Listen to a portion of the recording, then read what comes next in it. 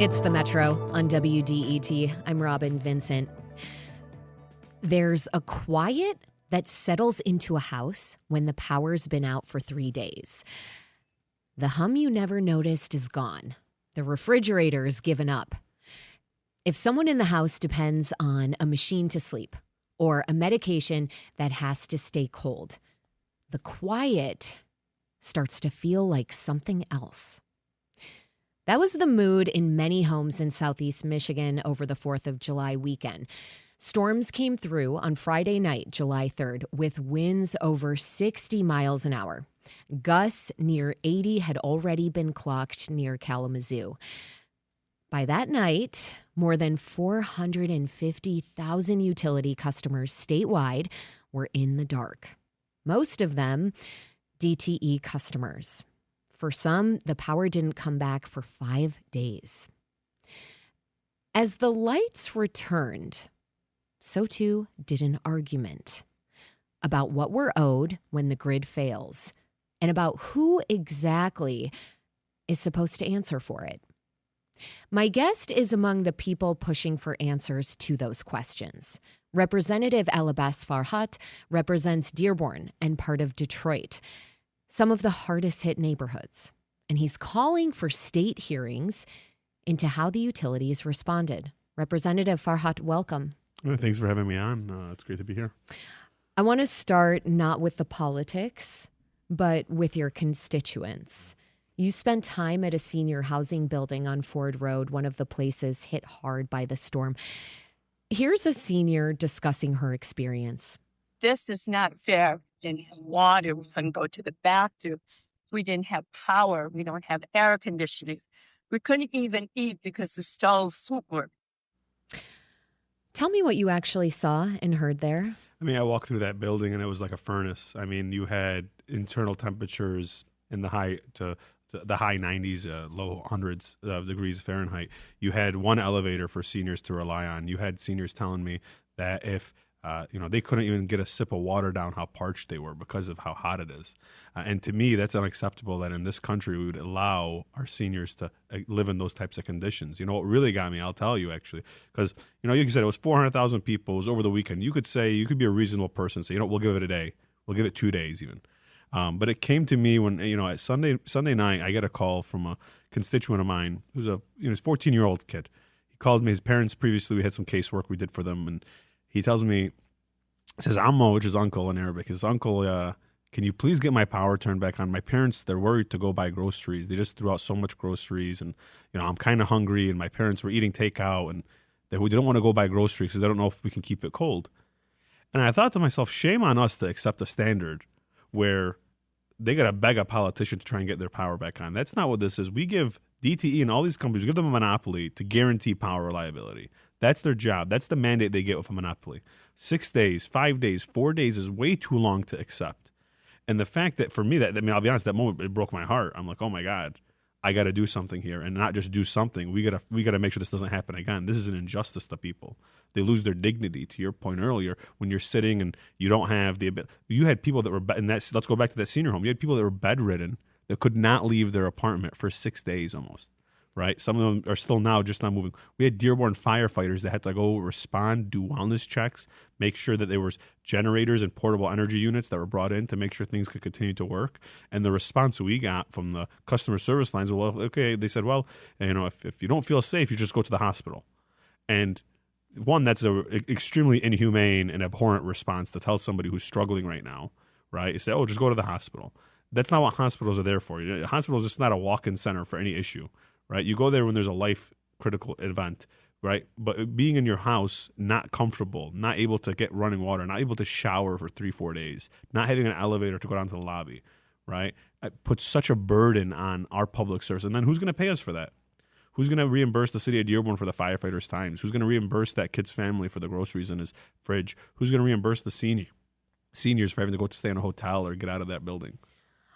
I mean, I do want to acknowledge that you and your colleagues in Dearborn orchestrated a community response, particularly for this senior housing building, that was quite remarkable. And it made me feel both, I guess, encouraged by the kind of community response that I saw. It also made me a bit sad to think about other communities where there's not that kind of response from local leaders. And then, of course, the bigger question is accountability. How do we prevent these situations in the future? So to that end, you've called for oversight hearings, but I have to pose the practical reality here.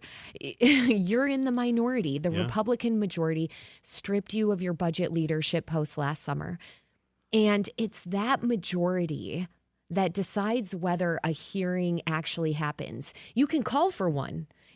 You can't make one. So is this a real lever you expect to pull? So here's what I'll say to this question, because I think you're posing a broader critique of our politics today, which is that it seems like those that are in power are out of touch with the pain and suffering of Michigan's working families. And what I'll say is this, I've called on my Republican colleagues to join me. This is very common sense. If you are a fiscal conservative person who wants to see your tax dollars being spent wisely, you should want answers. If you're somebody who wants to see a grid that's more reliable and more energy efficient, you should want answers. This is a nonpartisan issue, in my opinion.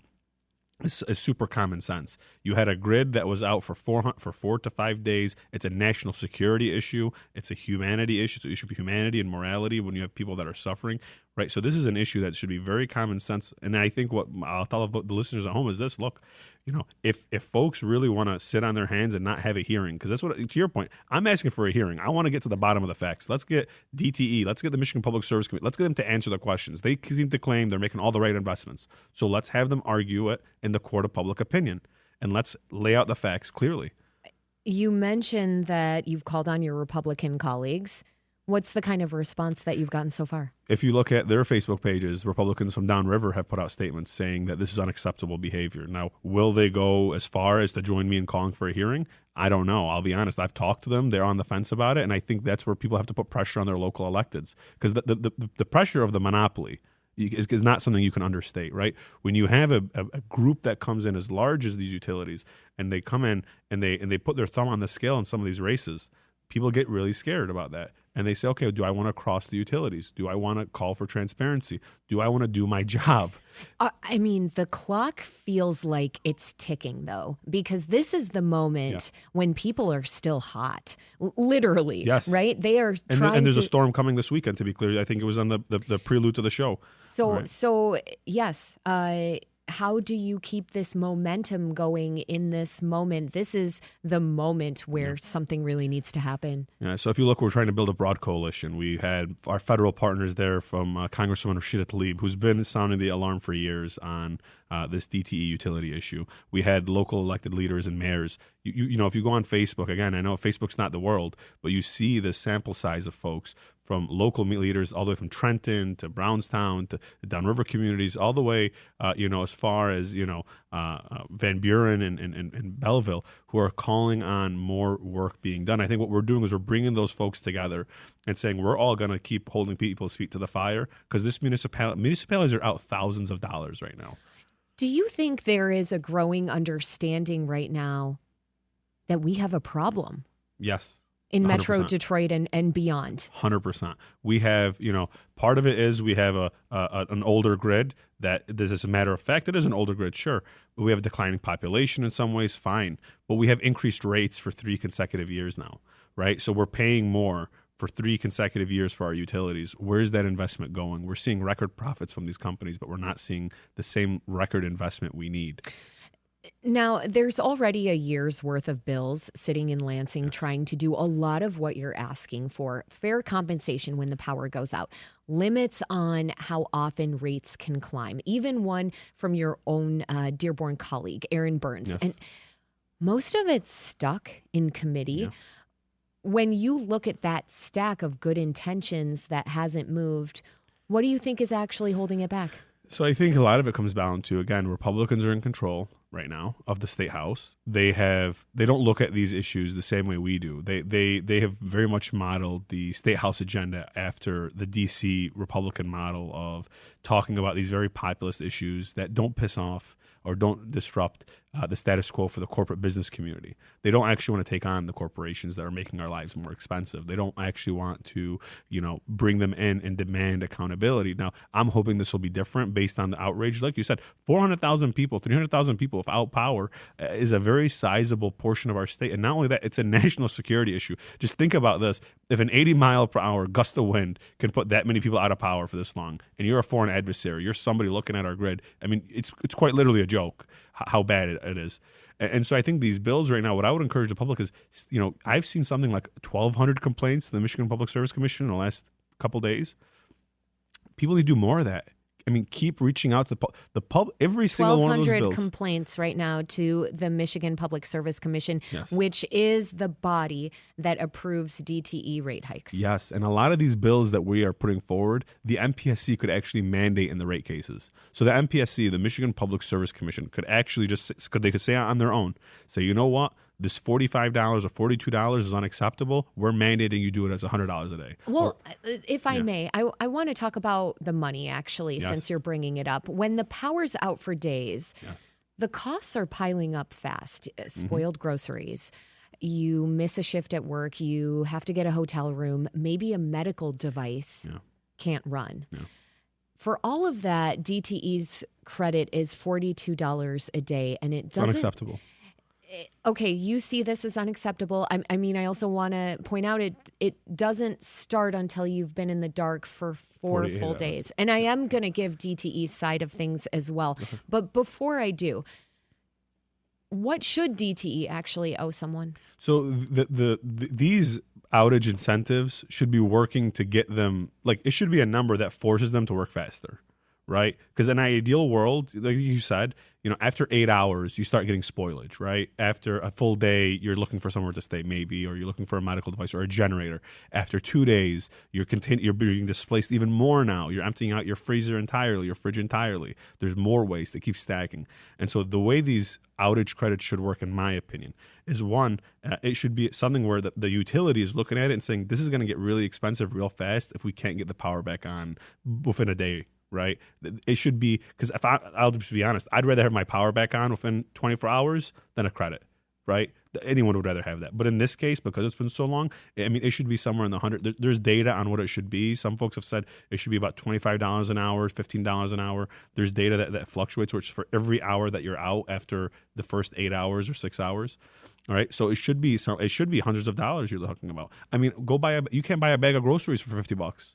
You can't fill up your tank of gas because the gas just went up this morning, right? It just went up again, and I can't fill up my truck on $40. I can't do that. Nobody can do that. And you got people sitting in their driveways charging their phones. I mean, this is the real cost of what of a blackout is, of a power outage is, and it's abhorrent. But it's also something that we have to be putting cost measures in to make it so that if you had to choose between paying, letting this drag out and getting power back on as soon as possible, that there's this incentive here that you need the power back on ASAP, or else you're going to have to pay these really large outage credits. It's the Metro on WDET. I'm Robin Vincent. My guest is Democratic State Representative Alabas Farhat.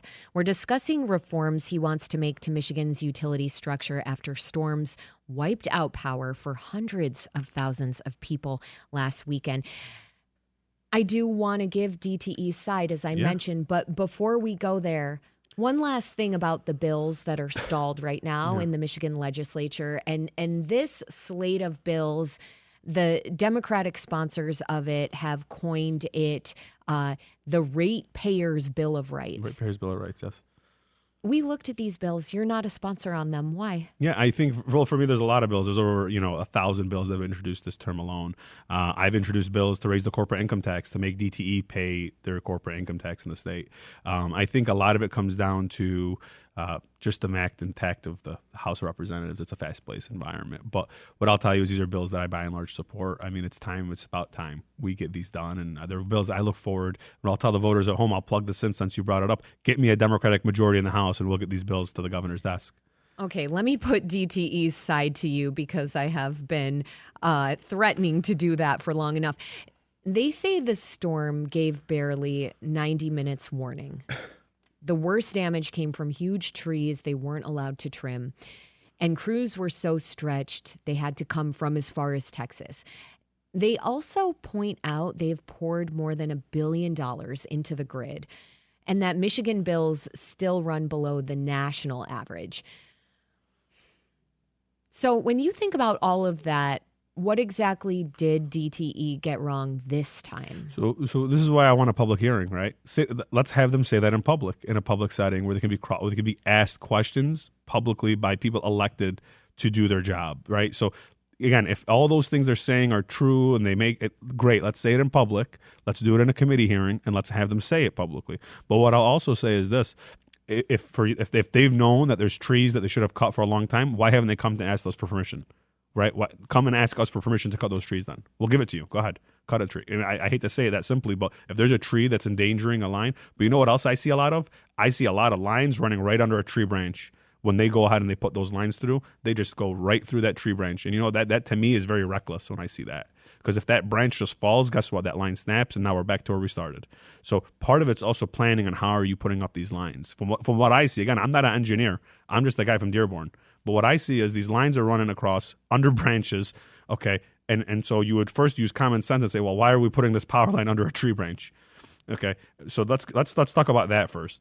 And then again, I welcome them to put forward their ideas. I think if they're saying they made these record investments, show me it. Show me where the investments have been made. I'm happy to see it. I'm happy to have that discussion publicly. But also, if you put all this money in, then you should be willing to pay up to the folks at home. You got people out thousands of dollars, in some cases hundreds of dollars. You had $1.4 billion in profits.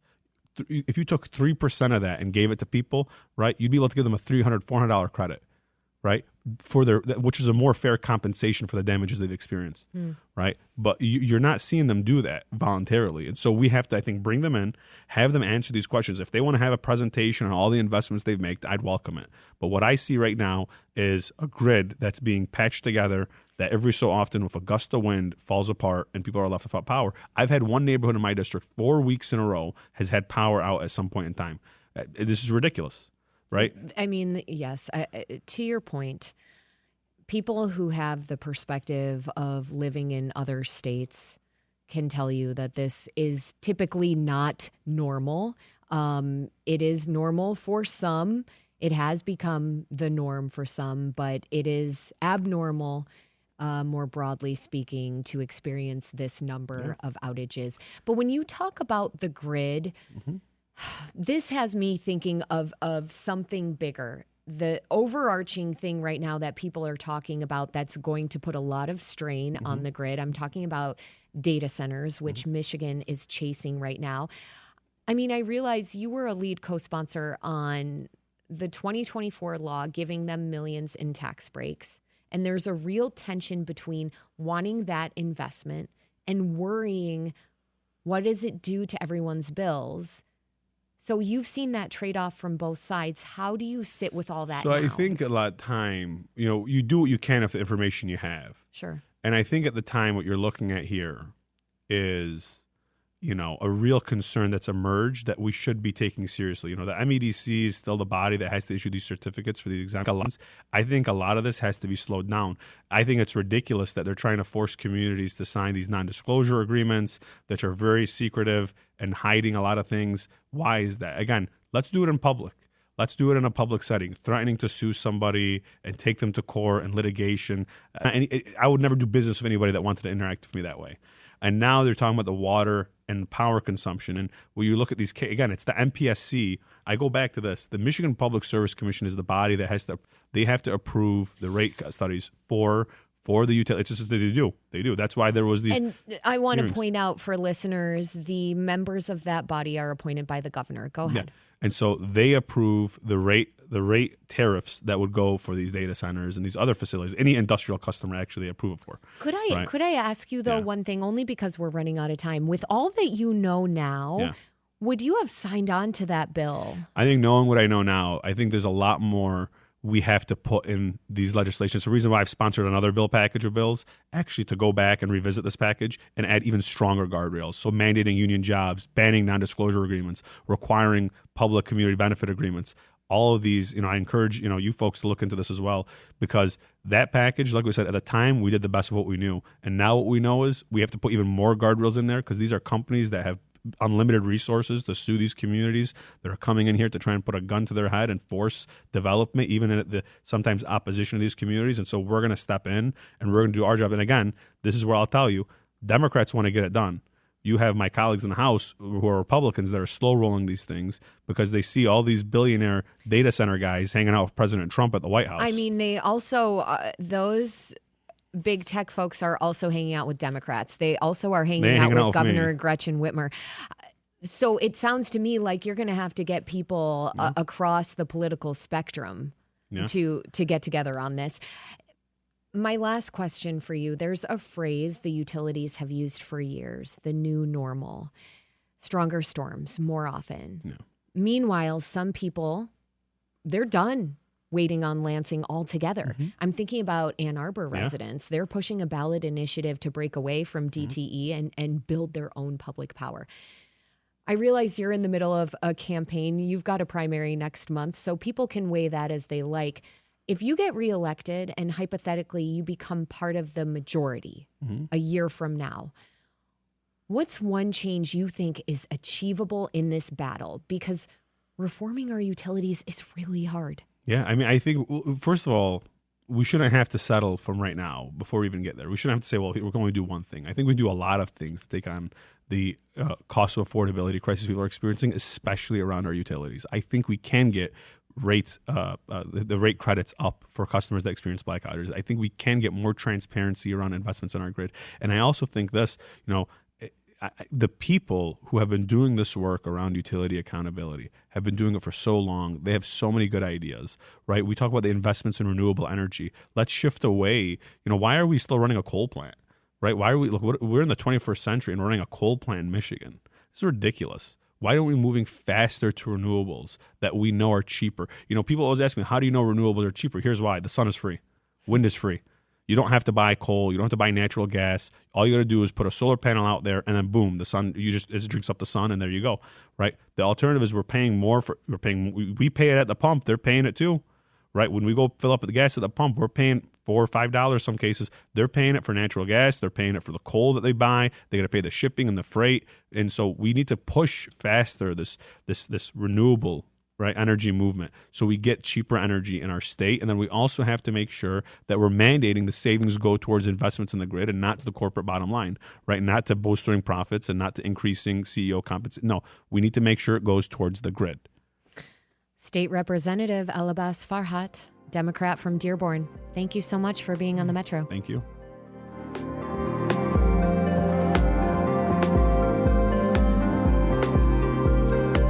Just a note, DTE is an underwriter here at WDET. Coming up, because of distractions from technology, some say it's harder than ever to learn deeply. A Michigan teacher takes us into the classroom where he's been trying to change that. Stay with us.